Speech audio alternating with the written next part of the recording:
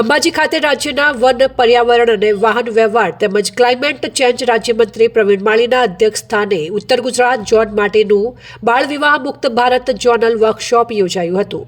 ગુજરાત રાજ્ય બાળ અધિકાર સંરક્ષણ દ્વારા બેટી બચાવો બેટી પઢાઓ અંતર્ગત આ વર્કશોપનું આયોજન કરાયું હતું.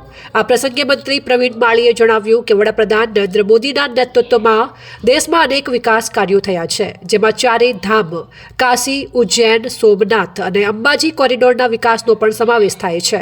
તેમણે જણાવ્યું કે જીવનની સમસ્યાઓને પાર કરી સમાજમાં અજવાળું ફેલાવવું એ દરેકનું કર્તવ્ય છે.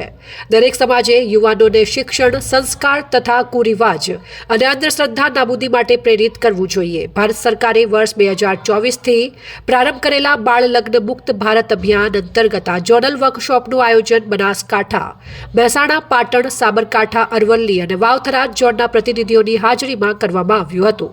મંત્રી સહિત મહાનુભાવોએ બાળ વિવાહ મુક્ત ભારત અભિયાન માટે સામૂહિક શપથ પણ લીધા હતા.